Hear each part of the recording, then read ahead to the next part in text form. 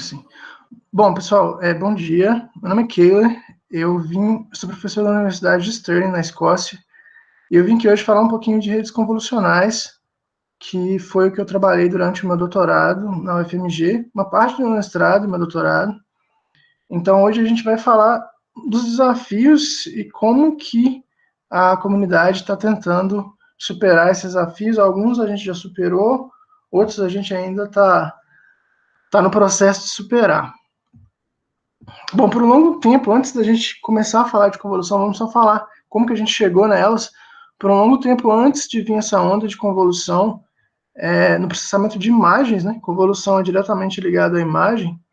O que a gente fazia, a gente tinha uma técnica para extrair os padrões das imagens e, com esses padrões, a gente usava uma técnica de machine learning para gerar a classificação. E a principal parte desse pipeline aqui era a extração das características da imagem.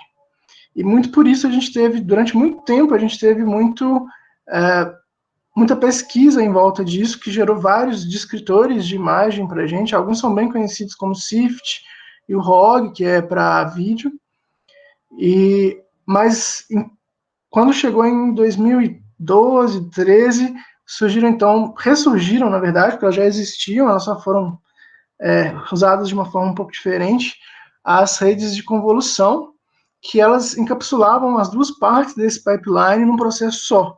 Elas conseguiam apreender as características da imagem e a classificação da imagem de uma única vez, em um único módulo, a partir da própria imagem. Então, essa foi a grande vantagem que veio das redes convolucionais, que acabaram ficando populares em várias aplicações de visão computacional. Nessa apresentação eu vou falar de 3 aplicações diferentes, 3 tarefas diferentes, que é a classificação de imagem, detecção de objeto e segmentação. A gente vai falar de cada uma delas, e quando eu for introduzindo elas, eu vou explicando o conceito delas também.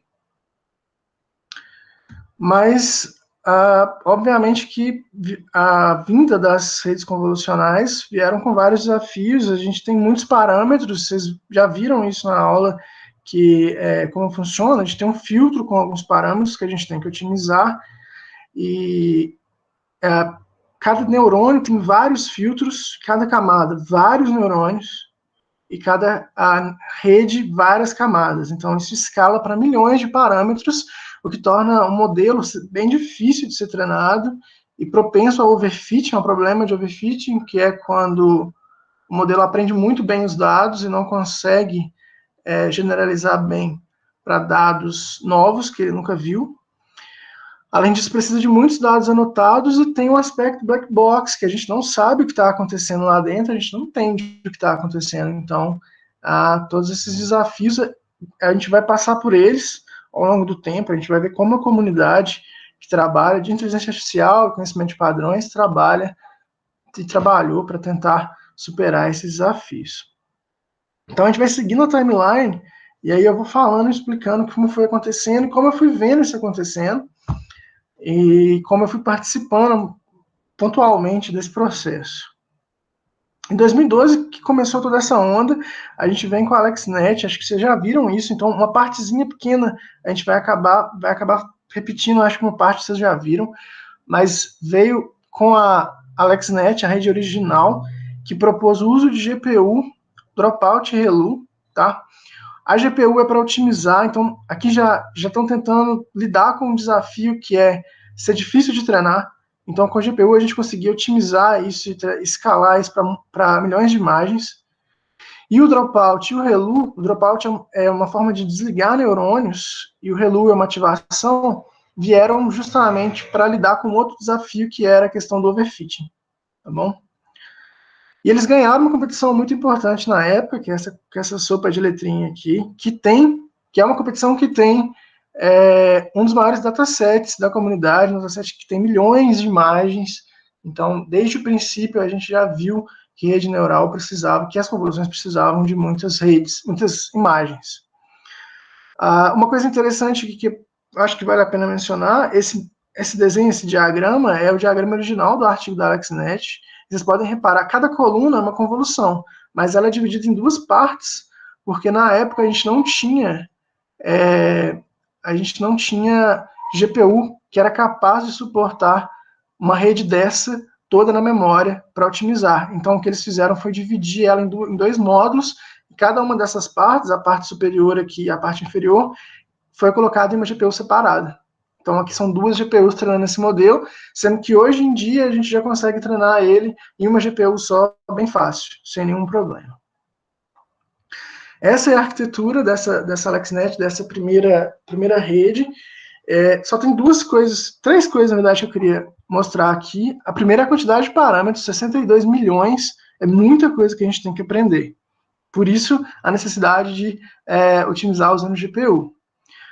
A segunda coisa, que é bem interessante, é que a gente sempre usa o tamanho da entrada fixo, então a imagem que a gente usa de entrada, ela tem que ser sempre desse tamanho, 227 por 227 por 3, tá? Isso é uma limitação que veio, e a gente vai mostrar para vocês como que a gente também lidou com isso, a comunidade lidou com isso ao longo do tempo. E a última coisa dessa tabela que é interessante é a quantidade de parâmetros que vem nessa primeira camada FC aqui, que é a camada totalmente conectada. São 38 milhões de parâmetros, que representa 50%, 60% do total de parâmetros que a gente tem. Então, isso aqui se deve ao fato de que a gente chega nesse ponto, ao chegar a saída desse max pooling, a gente pode ver como uma imagem de 6 por 6 por 256 canais. A gente lineariza isso, se a gente multiplicar 6 por 6 por 256, a gente vai ter 9.216 parâmetros que a gente vai ter que usar como entrada para essa camada, que tem 4.096 neurônios, e totaliza esses 38 milhões de parâmetros que a gente tem que aprender. Eu estou falando isso porque essa é uma outra limitação, a questão de parâmetros, são muitos parâmetros, então a gente vai ver que à medida que a comunidade foi vendo, reparando essas questões, ela foi tentando lidar melhor com isso.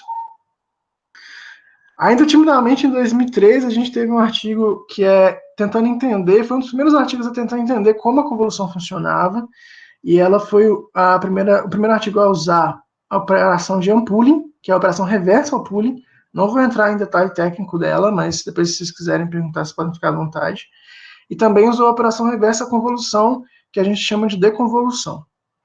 E a grande conclusão desse artigo foi que as redes convolucionais, elas aprendiam padrões de forma hierárquica. As primeiras camadas aprendiam os padrões mais básicos, e as últimas camadas, aqui no caso já é a quarta camada da AlexNet, aprendia padrões mais alto nível. Então aqui a gente já pode ver que já tem a face dos cachorros, enfim. Então ela foi uma dos principais trabalhos a notar isso, a perceber essa questão. Que depois acabou sendo usada mais para frente, vocês vão ver que a gente usou essa questão um pouco mais para frente em outros trabalhos. Em 2014, eu diria que foi um ano já bem que muita gente migrou para a questão do Deep Learning, rede convolucional, então foi um ano bastante coisa surgiu, principalmente para classificação de imagem, né? A AlexNet é uma rede para classificação de imagem, então, dado uma imagem, o que a gente quer fazer é atribuir uma classe para aquela imagem. Então, tem uma imagem, uma foto de um cachorro, a saída da rede vai ser uma label falando que é um cachorro. Então, essa VGG e essa GoogleNet, que também hoje tem o nome de Inception V1, elas são redes para classificação de imagem. A gente teve a primeira rede para detecção de objeto e a primeira rede para segmentação. E aqui só uma menção honrosa para a primeira rede, para surgimento das redes adversariais. Não sei se vocês viram na aula, mas provavelmente vocês vão ver em algum momento. É uma das redes novas, das arquiteturas mais novas em rede neural e que revolucionou bastante. Elas usam convolução internamente, mas de uma forma diferente. Eu não vou entrar em detalhe, mas achei que vale a pena só citar. Bom, nesse ano, a principal ideia da comunidade foi: por que não fazer a rede ficar mais profunda? Aumentar a quantidade de camadas. Acho que é uma ideia bem intuitiva. Então a VGG veio tentando fazer isso. Ela propôs, a VGG, o trabalho, esse trabalho propôs redes que variavam entre 16 a 19 camadas convolucionais, 140 parâmetros, que a gente tinha que otimizar, muita coisa, mas aqui a gente já conseguia otimizar tudo isso em uma GPU só, então teve uma evolução também em questão de hardware, acho importante comentar. Mais para o final vocês vão entender, vou explicar um pouco do porquê dessa evolução, quando eu for falar um pouco sobre o futuro das redes convolucionais. Aqui a gente ainda tem a questão da limitação, que a entrada tem que ter sempre essa dimensão, 224 por 3, e uma coisa interessante é que aqui, diferente da AlexNet, que alterna convolução, pooling, aqui a gente tem múltiplas camadas de convolução antes de ter uma camada de pooling. Então, múltiplas convoluções e um pooling.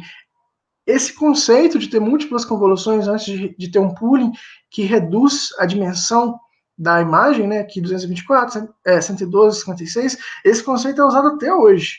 Então ele surgiu lá atrás, em 2014, mas até hoje a gente usa esse conceito em algumas redes. Tá?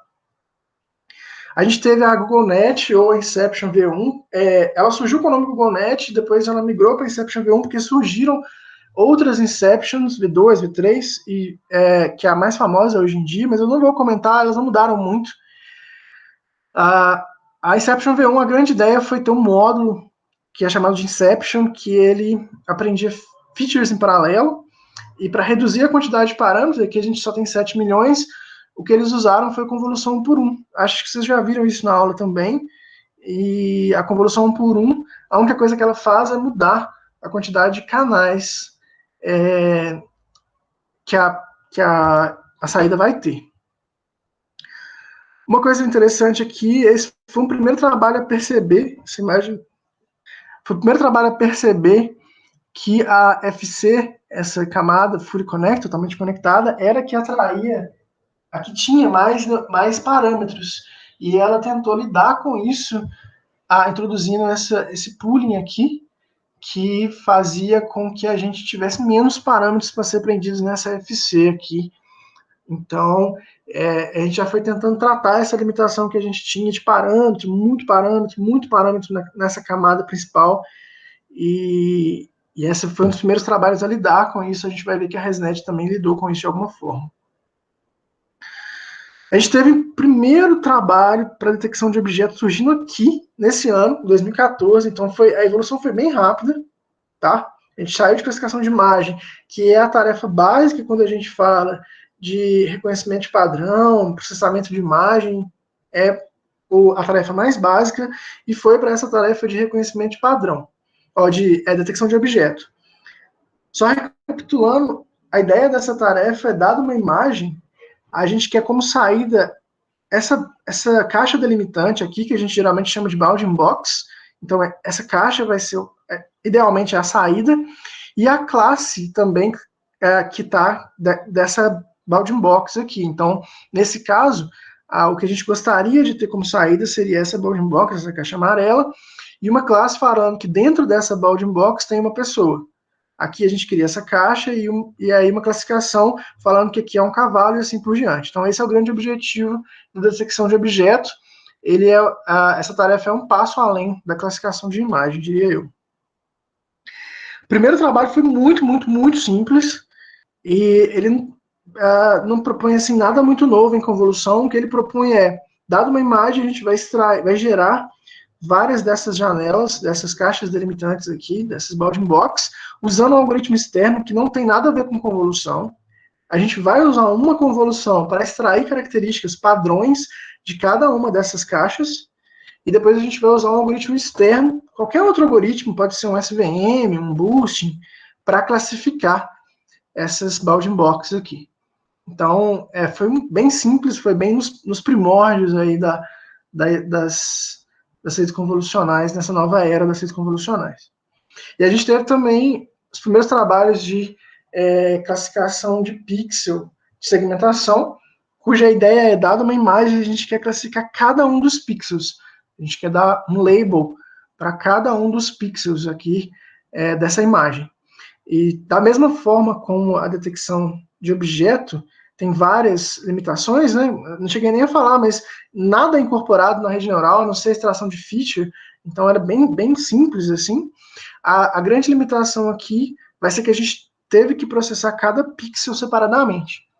Então a ideia é, para cada pixel da imagem, a gente vai gerar uma janela de contexto, cujo qual aquele pixel vai ser centrado nessa janela de contexto. A classe desse pixel centrado vai representar, na verdade, a classe da imagem toda, da minha janela de contexto. A partir disso, eu posso usar uma rede de classificação de imagem normal, que vai gerar uma classe para a gente, e vai predizer uma classe, e essa classe predita, na verdade, vai ser associado ao pixel central daquela imagem.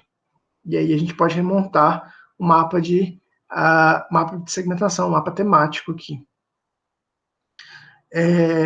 De novo, a grande limitação aqui é que a gente tem que, para cada pixel, se a gente tiver uma imagem de 1000 por 1000 pixels, para cada um desses pixels a gente vai ter que gerar uma janela de contexto e classificar ela independentemente, ou seja, é muito custoso. Tá? Bom, aí a gente vem em 2015, primeiro trabalho, esse SPP aqui, foi o primeiro trabalho a tentar tirar aquela limitação que eu falei lá atrás, da gente sempre ter que ter a entrada da rede neural de tamanho fixo. A partir desse trabalho, a gente não precisava mais. E a gente teve as residual networks, que são as ResNets, as principais redes. Desculpa, gente, meu cachorro tá bravo aqui. A gente teve as residual networks, que são as ResNets. As evoluções, elas são as evoluções naturais das redes de classificação de imagem. A evolução natural da rede de detecção de objeto, eu vou falar um pouco dela, ela evoluiu bastante. A primeira rede totalmente conectada, a primeira rede é totalmente convolucional para segmentação. E uma menção honrosa ao Batch Normalization, que é uma normalização que a gente usa para deixar o treino mais rápido e para deixar as redes neurais mais estáveis, as redes convolucionais mais estáveis. Essa Batch Normalization aqui a gente usa até hoje. Tá? No geral, a gente usa bastante. A gente costuma só não usar quando a gente está trabalhando com redes adversariais, que geralmente elas tendem... Redes adversariais, geralmente, elas criam uma imagem e o Batch Normalization tende a atrapalhar a geração das imagens. Então, mas para todos os outros trabalhos, a gente tende a usar Batch Normalization. Então, como que a gente fez para tirar a limitação de sempre ter que ter a imagem do mesmo tamanho, o input sempre do mesmo tamanho? Se antes a gente chegava até a camada totalmente conectada e tinha que linearizar o vetor, agora a gente não precisava, a ideia é não ter que fazer isso mais. Os feature maps que chegam, né, a saída logo antes da camada totalmente conectada, a gente vai dividir ela em quadrantes, esses quadrantes pré-determinados, a gente vai extrair features para cada um desses quadrantes e vai concatenar. Então, a gente pode ter agora uma entrada de qualquer tamanho, uma imagem de qualquer tamanho, que quando chegar nesse ponto, antes da camada totalmente conectada, a gente vai pegar essas imagens aqui, geradas pela última camada de convolução, dividir ela em quadrantes, extrair features para cada um, padrões para cada um desses quadrantes, concatenar tudo, e daí a gente vai ter uma representação fixa que vai seguir para as camadas totalmente conectadas.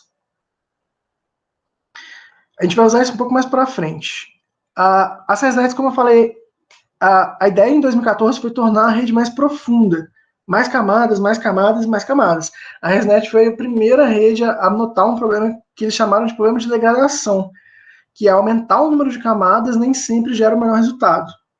E o motivo disso é que é por causa da otimização dos parâmetros. Como a rede era muito profunda, com muitas camadas, os gradientes que são usados, as derivadas que são usadas para otimizar os parâmetros, elas não conseguem chegar com fortes, digamos assim, fortes suficientes para otimizar as primeiras camadas. Porque à medida que ela ia otimizando as camadas mais profundas, mais para o final, ela ia perdendo força, perdendo força, perdendo força. Quando chegava nas camadas iniciais, ela já não tinha mais força para otimizar aquelas camadas. E para resolver isso, acho que vocês já viram, eles proporam esse módulo que tem o que a gente chama aqui de Skip Connection, Então, a gente tem redes que vão aprender os padrões, mas depois a gente vai concatenar, vai somar, na verdade, os padrões aprendidos com os padrões originais. E dois motivos aqui. O primeiro é para forçar as camadas mais para frente a aprenderem padrões diferentes. Então, você vai entregar para as camadas mais para frente os padrões já aprendidos por essas camadas, mais a entrada. E também para ajudar no problema da degradação, que é os gradientes não chegarem com força para otimizarem as camadas iniciais. Então, os gradientes que vêm fluindo por aqui, eles otimizam nesse caminho todas as camadas que tem aqui, mas eles passam diretamente para cá e continuam a otimização subindo na rede neural, otimizando as camadas iniciais. Com isso, a gente conseguiu propor redes neurais enormes, de 50, 100 até 1000 camadas, tá? Redes muito profundas. Uma coisa interessante a se notar aqui, pela primeira vez a gente não está usando mais essas camadas totalmente conectadas que tem muitos parâmetros. A gente começa a remover elas, a gente continua com uma, que é a camada de classificação, não tem como tirar ela, obviamente, mas a gente não usa mais essas duas aqui, por exemplo, que a gente tem com 4.096 neurônios cada uma, a gente tira elas e coloca um pooling que é bem mais econômico e permite a gente salvar vários parâmetros, reduzir o número de parâmetros e deixar a rede mais profunda. A gente teve também a evolução da primeira rede para detecção de objeto. Como eu falei, antes a gente só extraía os padrões, agora a gente conseguiu incorporar, a gente também incorporou a classificação. Então, dado uma imagem, a gente vai extrair esses bounding box externamente à rede neural ainda continua com essa limitação, extrai as características e gera a classificação, e se precisar, a gente pode ajustar aqui esses bounding box iniciais. Tá? Então, a gente incorporou a parte final agora junto com o treinamento da rede. Uma primeira evolução aí das redes de detecção de objeto. E para as redes para segmentação, a gente teve as redes totalmente conectadas, totalmente convolucionais, cuja qual a ideia é, dada uma imagem, a gente vai sempre manter a questão espacial delas, a gente não tem mais camadas totalmente conectadas. A gente vai processar a imagem, vai sempre manter ela altura e largura, a gente nunca vai perder essa questão. Vai chegar no final, a gente vai fazer um processo que a gente chama de upsample, que é de aumentar a imagem. Nesse primeiro trabalho que faz isso, a gente faz de uma forma bem básica, e quando a gente faz essa questão de upsample, né, de aumentar a imagem, a gente recupera a imagem na resolução original, mas já com cada pixel classificado dentro de uma classe. Uma coisa legal de falar aqui é que a gente tirou aquela limitação que a gente tinha que trabalhar com cada pixel separado. Então agora a gente pode entregar uma imagem inteira e processar. A saída da rede vai ser uma predição para essa imagem pequena, uma imagem reduzida, porque a gente vai reduzindo ela, né? E aí a gente vai fazer esse processo de upsample, que vai recuperar a imagem no tamanho original. E aí a gente vai ter a predição da rede para cada pixel. Em 2016, a gente teve FASTER, a evolução do SNN, do FAST SNN agora. A gente teve a IOLO, que foi uma outra rede, que eu vou comentar muito breve, porque ela também é para detecção de objeto, e eu vou comentar muito breve, porque ela é a mais usada hoje em dia. Eu vou comentar a V1, mas ela hoje existe até a V4, a versão 4 dela. E esse ano aqui, se 2014, 15 foi o ano da classificação de imagem, a gente teve VGG, GoNet, ResNet, esse ano foi o ano da segmentação. A gente teve 4 redes aqui, bem parecidas, que propõem coisas para segmentação, e foi muito influenciado por isso que no meu doutorado eu também acabei seguindo esse caminho de segmentação de imagem, e trabalhar nessa linha que vocês vão ver de encoder e decoder, eu vou explicar. Então, a evolução do FAST RCNN, obviamente, vocês conseguem imaginar, foi incorporar a geração dos bounding box, né, das caixas delimitantes. Então, agora, se antes a gente tinha a limitação de ter que gerar isso externamente através de um outro algoritmo que não tinha nada a ver com rede neural, agora a gente já gera tudo dentro da rede neural e otimiza tudo dentro da rede neural. Então, essa foi a grande evolução do Faster, finalmente, desde 2014, quando surgiu o primeiro RCNN, até 2016, para a gente conseguir evoluir e colocar tudo dentro de uma rede neural única. Surgiu, como eu falei, a Iolo, que é a versão que é meio que paralelo ao Faster RCNN para detecção de objeto, que tem uma ideia. Iolo é uma sigla para you Only Look Once, e eles têm uma ideia um pouco diferente. Ele divide a imagem em quadrantes.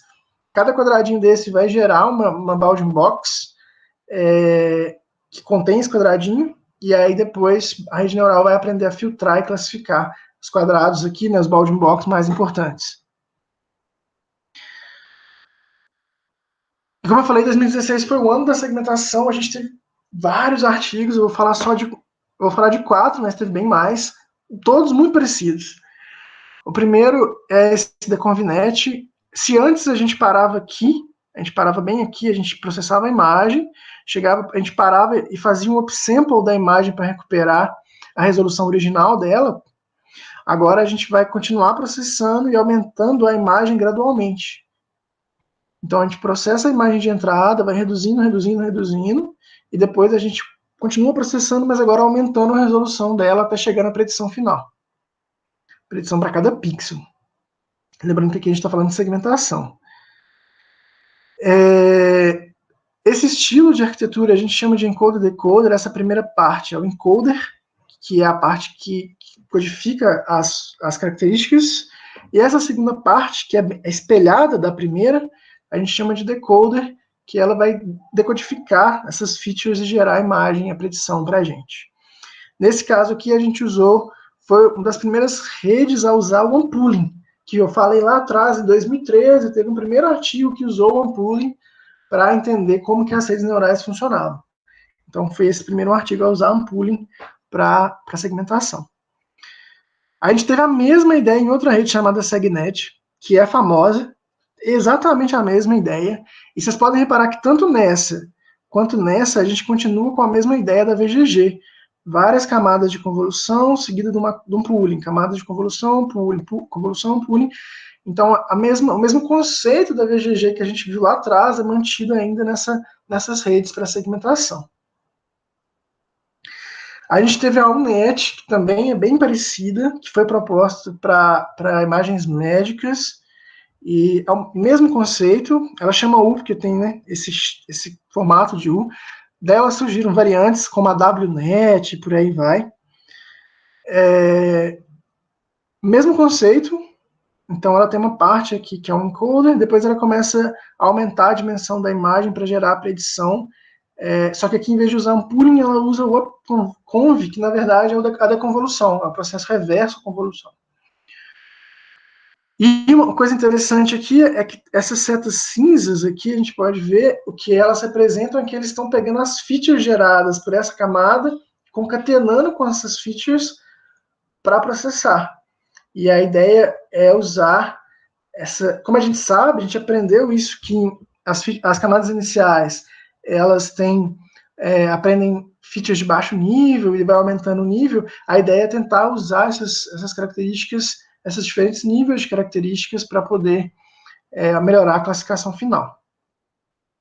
E a gente teve a Deep Lab, que fugiu um pouco dessa ideia de encoder-decoder. Eu vou comentar dela, porque ela foi evoluindo. Ela tem até a Deep Lab V3, a gente vai ver a evolução dela bem rápido, mas eu vou comentar dela porque ela é meio que o principal trabalho para segmentação hoje, assim. Então, todo trabalho, ainda tem bastante coisa saindo, mas todo trabalho que sai meio que usa ela talvez como baseline, como um modo de comparação.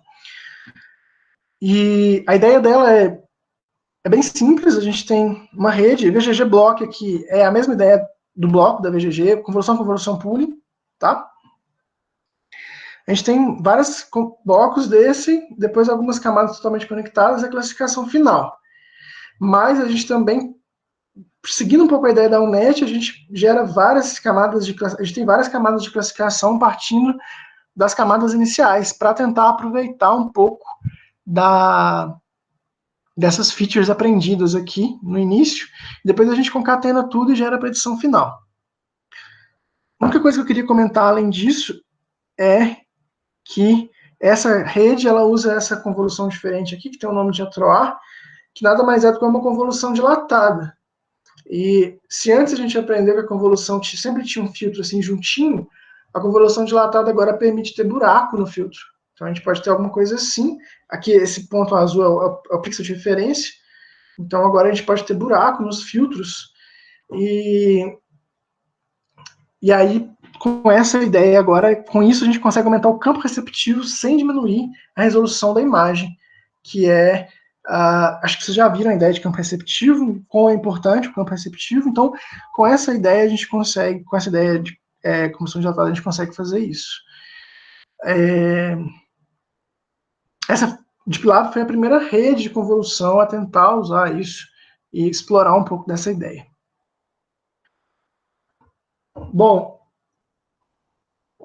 em 2017, a gente teve as DenseNets, que talvez seja a evolução das ResNets, das residuais, Deep Lab V2 e o MESC RCNN, que é a evolução do Faster. Tá? Óbvio que tiveram várias outras coisas, tá, gente? Todos esses anos que eu estou falando, os trabalhos, tiveram várias outras coisas acontecendo. Então, entre 2015 e 2016, por exemplo, a gente teve. Eu pesquisei muita questão de como explorar redes neurais, se era melhor treinar do zero, se era melhor usar um processo de fine tuning e tudo. E, enfim, teve várias coisas acontecendo, mas eu estou mantendo aqui, tentando contar uma história de como foi evoluindo e como a gente foi resolvendo limitações, problemas e desafios que foram aparecendo, além dos originais, obviamente. Então, as DenseNets, elas são uma evolução, talvez, dessas nets, que aqui agora, cada camada recebe as features de todas as camadas anteriores. Tudo que veio anteriormente. Então, essa camada, por exemplo, se fosse numa rede normal, essa camada gerar essa saída vermelha, e essa saída vermelha seria usada nessa camada. E pronto. Na rede DenseNet, agora, o que acontece é, essa camada gera essa saída vermelha, essa saída vermelha vai ser concatenada com a saída dessa camada, que são essas aqui, e com a saída das camadas anteriores, que é o pretinho aqui. Então, a gente vai concatenar tudo isso e usar de entrada para essa camada. E a gente faz isso com todas as camadas, tá? Então é meio que uma evolução, assim, dessas nets. Eu comentei, achei legal colocar ela aqui. Essa foi a última rede a ganhar aquela competição que a AlexNet ganhou lá atrás, que eu falei em 2012, tá?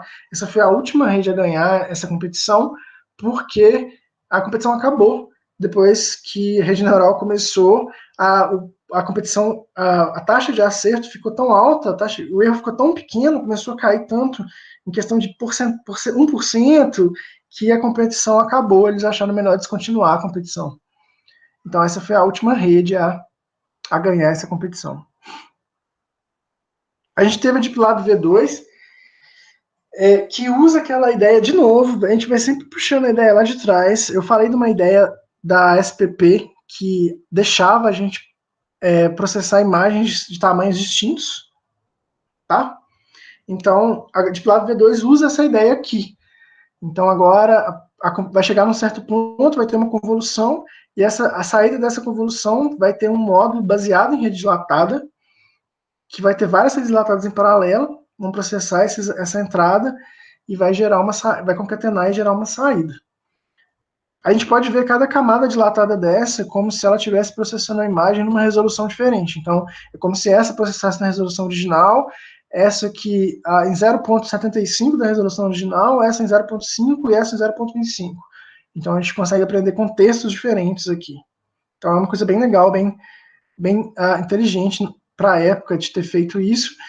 E com isso a gente conseguia, como a gente estava usando já esse módulo, a gente conseguia processar a mesma imagem em resoluções diferentes. E foi isso que eles proporam. Então, uma imagem de entrada era redimensionada e ela podia ser processada, porque agora a gente não tinha mais nenhuma limitação no tamanho de entrada, a gente estava usando um módulo que permitia a gente processar a imagem de qualquer tamanho. Então, essa foi uma grande evolução aí na questão de segmentação semântica. E a gente teve o MASC RCNN, que foi a evolução do FASTER RCNN, que não só... Lembra que o FASTER foi para detecção de objeto, o MASC ele trabalhava com segmentação, e o que ele fazia é só incorporar esse módulozinho novo aqui embaixo. O resto todo aqui é o FASTER, só esse módulozinho aqui que é o MASC. E então, para cada bounding box gerado, ele segmentava. Ele usava uma rede de segmentação igual a que a gente já viu, por exemplo, igual a SegNet. É só isso. A ideia, só que hoje em dia esse MASC RCNN ainda é muito usado, é bastante usado como meio de comparação para outros trabalhos, enfim, é bastante difundido na literatura, porque foi um trabalho pioneiro nessa ideia de segmentação e detecção de objeto ao mesmo tempo, tá? 2018 a gente teve Deep Lab V3, a evolução do Deep Lab natural, e o primeiro método que é de meta-learning, eu vou comentar, é para classificação de imagem, eu vou comentar bem breve, só para vocês entenderem, que foi um desafio, um challenge, né, que a gente viu lá atrás, então acho que vale a pena comentar bem rápido. A grande inovação, não teve, na verdade, uma grande inovação nesse Deep Lab V3, a grande inovação foi esse novo módulo aqui, que permitia a gente concatenar características da imagem como um todo. Então aqui, cada um desses módulos processava a imagem, como se visse a imagem numa resolução diferente, e esse módulo vê a imagem numa resolução original dela, tá? Mas nada mudou, ainda continua sendo a mesma coisa. A ideia do meta-learning agora, que é uma ideia bem diferente, que vem para tentar tratar aquele problema que eu falei de precisar de muito dado para treinar uma rede neural. A gente sempre precisou de muito dado, a gente sempre trabalhou com milhões. Então, todas as redes que eu mostrei para detecção de objeto ou segmentação, elas precisam de milhões de dados, tá? E, obviamente, que é custoso, você tem que anotar isso. Imagina você anotar, para segmentação, por exemplo, anotar a pessoa, anotar os prédios, as casas, os carros, então isso é uma coisa muito custosa. Então, a partir desse ano de 2018, a gente começou a tentar tratar isso e ver como tratar isso.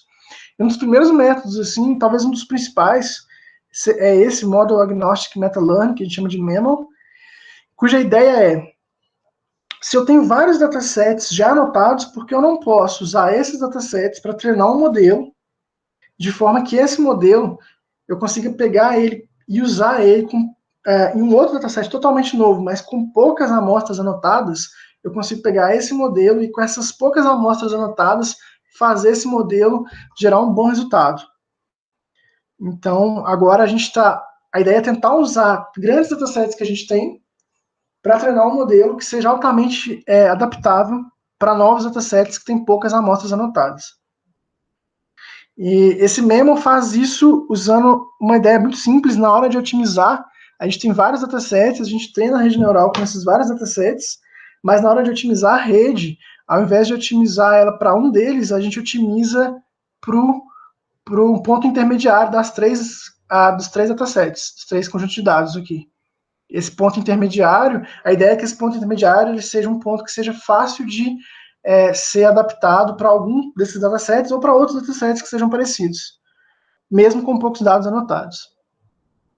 Então, de novo, esse foi um dos primeiros trabalhos a tentar lidar com a questão de precisar de muito dado e a partir dele surgiram vários outros trabalhos.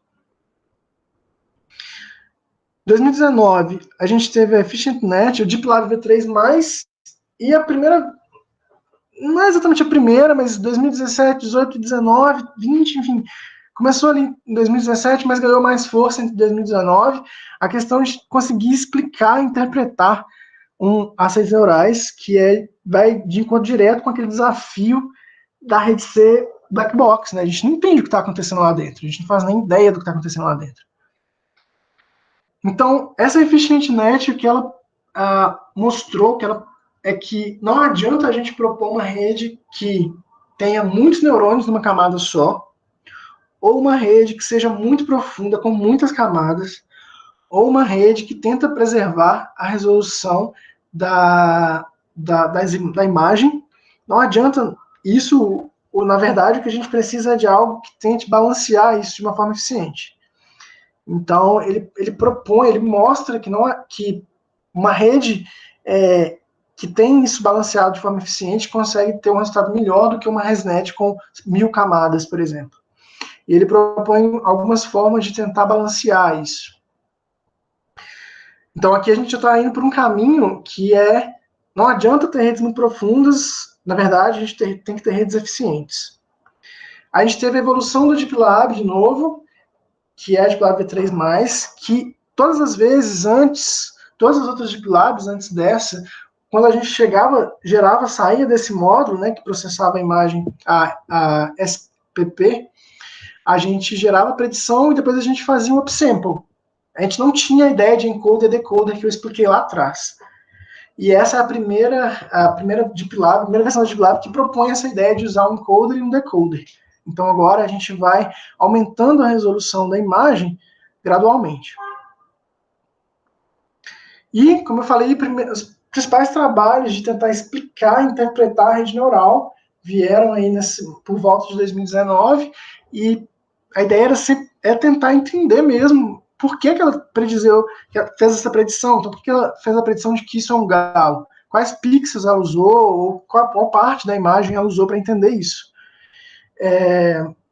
Um dos trabalhos, uma das vertentes mais comuns nessa área é tentar pegar uma imagem, esconder partes da imagem e ver como a rede vai funcionar com essas partes escondidas. Se a rede funcionar bem, quer dizer que a parte escondida não fez falta para a rede neural. Se a rede funcionar mal, quer dizer que aquela parte escondida é relevante para a rede neural. E aí eles escondem partes e partes da imagem, rodam isso várias vezes, até entender quais são as partes mais relevantes. Então esse é um caminho que tem bastante coisa nessa linha. Tem coisas, assim, eu falei de forma bem simples, mas obviamente tem coisas inteligentes seguindo nesse conceito. Em 2020, a gente teve camadas dilatadas aí, foi o resultado já do meu doutorado, mas o começo das redes que a gente chama de self-supervised learning, que eu vou explicar também, que vai de encontro com a ideia de tentar trabalhar com poucos dados. Bom, essas redes dilatadas, como eu expliquei, a gente consegue aumentar o contexto sem diminuir a resolução da imagem. Então, a ideia aqui seria tentar fazer isso, manter esse contexto sempre, sem diminuir a resolução da imagem nunca. Então, foi uma ideia de tentar variar a dilatação e tentar ver como que seria a predição sem ter que fazer encoder, decoder, sem ter que fazer nenhum tipo de ajuste usando alguma pirâmide, como a gente usou na Deep Lab, enfim. Então, foi uma das ideias que eu segui no meu doutorado. E esse ano também foi o ano que a gente teve a explosão do Self-Supervised Learning, que a ideia é a rede aprender com os próprios dados, assim, de forma não supervisionada, tá? Como que funciona? Eu vou explicar aqui a ideia desse método SimCLR, para vocês entenderem o que é a ideia do Self-Supervised Learning. A ideia é bem simples. Dada uma imagem, a gente vai gerar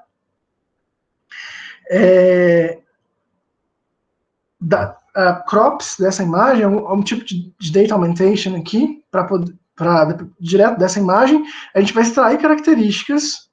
E as imagens que vêm, né, essas imagens de data augmentation que vêm da imagem original, a gente vai atrair elas no espaço de features. E as imagens que não são da imagem original, né, então essas duas, elas vão se repelir.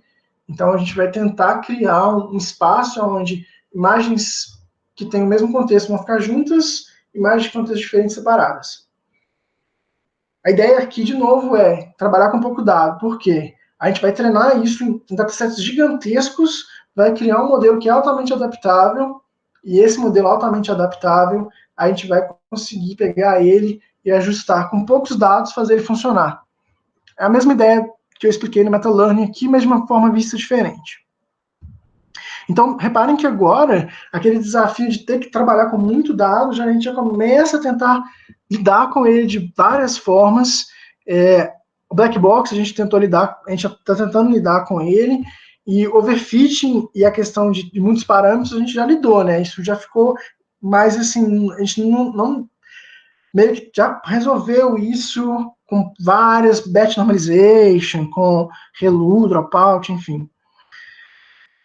E aí, finalmente, a gente chega em 2021, que é o que a gente está vivendo hoje, e o que eu acho que são a tendência para o hoje vai ser, o que está acontecendo agora é a questão do black box ainda, tem bastante coisa saindo nessa linha, de tentar entender, porque a gente ainda não consegue entender muito bem o que está acontecendo dentro da rede neural. Self-supervised learning com few shot, que é a questão de pouco dado, então, acabei de explicar o método de self-supervised learning, acho que a tendência ainda é continuar nisso, tem muita coisa saindo nisso. E Transformers, que é uma nova linha. Transformers é uma técnica que surgiu para processamento de linguagem natural, está fazendo muito sucesso lá. Então, Facebook, Google, essas empresas grandes, todas estão usando Transformers, tá? E agora ela está vindo para a convolução, então eles estão combinando redes neurais com Transformers para tentar entender contextos, para tentar gerar segmentação, detecção de objeto. Então, isso é uma coisa que está acontecendo agora. Tem muitos trabalhos saindo nessa linha, e eu acho que a gente ainda vai ver bastante coisa. Bom, por fim, eu falar um pouco do futuro, do que eu acho que vai acontecer. Eu dei um overview do que foi acontecendo ao longo desse tempo e de como a gente foi lidando com alguns desafios, mas tem alguns ainda que a gente vai precisar lidar nos próximos anos. Então, eu acho que em curto prazo, a gente vai continuar tentando trabalhar com um pouco dado, fazer as redes neurais funcionarem com um pouco dado, porque, como eu falei, gerar um dataset anotado é muito custoso e trabalhoso, tá? Principalmente se for um dataset de segmentação, que a gente tem que classificar cada pixel, então a gente tem que anotar na mão, é bem custoso. Então a gente vai continuar seguindo nessa linha, acho que pelos próximos 2 ou 3 anos aí vai ter bastante coisa de self-supervised learning, não só para classificação de imagem, que o que tem até hoje é para classificação de imagem, mas eu acho que vai sair para segmentação, enfim. Eu acho que cada vez mais a gente vai ver redes convolucionais combinadas com outras técnicas, como é o caso de Transformers, com Capsule Networks, que surgiram há muito tempo, mas ainda não engataram ainda, mas eu acho que podem voltar em curto prazo. A gente vai ver as redes neurais adaptadas para outras transformações, eu acho, como é o caso, as redes convolucionais hoje elas trabalham numa operação de convolução, acho que vocês já viram isso na aula, mas existem outras operações que eu acho que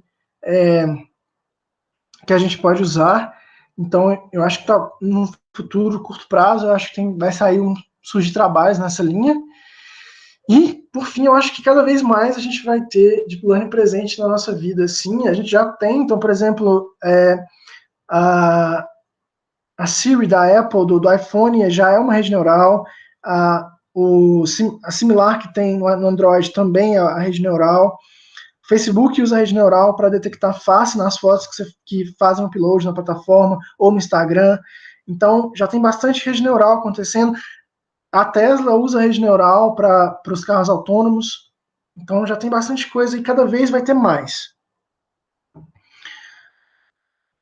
A médio prazo, eu acho que vai ter bastante investimento ainda em questão de tentar explicar, interpretar os resultados da rede neural, porque a gente ainda não entende o que está acontecendo, como elas funcionam, 100% a gente não consegue explicar.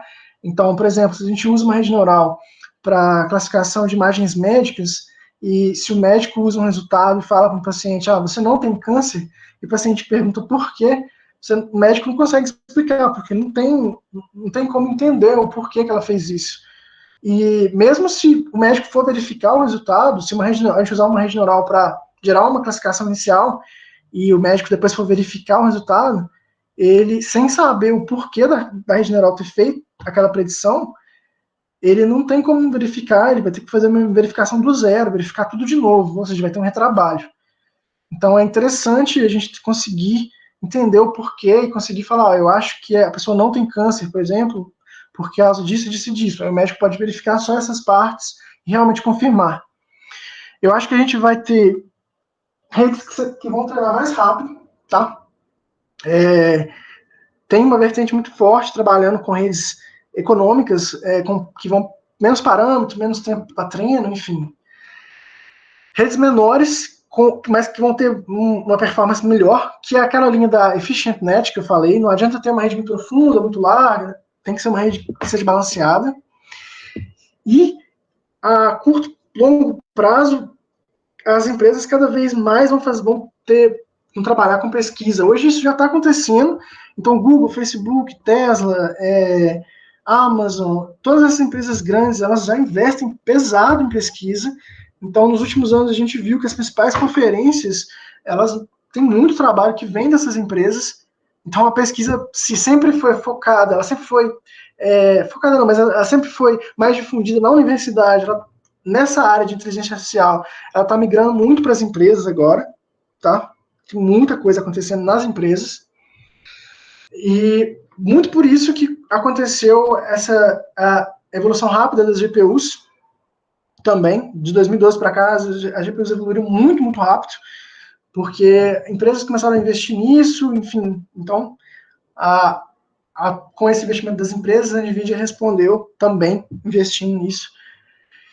E por fim, eu acho que a longo prazo, eventualmente, eu acredito que daqui a alguns anos, eu não sei quanto tempo, mas pode ser 5, pode ser 10, eu acho que outros métodos virão baseados nesse princípio de aprender features dos dados, aprender as características diretamente dos dados, e vão superar as redes convolucionais. Assim, imagino, a gente não tem nem ideia do que vai acontecer daqui a 10 anos, mas na área, mas eu imagino que outros métodos virão, talvez um método que use algoritmo genético, por exemplo, alguma coisa nessa linha, que consiga aprender os dados, as características diretamente dos dados, que foi a grande revolução da convolução, como eu falei lá no comecinho. Tá bom? Bom, acho que é isso, pessoal. Obrigado, acho que eu passei um pouquinho aí, né? Acho que era 50 minutos, mas eu passei uns minutinhos, peço desculpa aí. E se vocês tiverem qualquer pergunta, fiquem à vontade.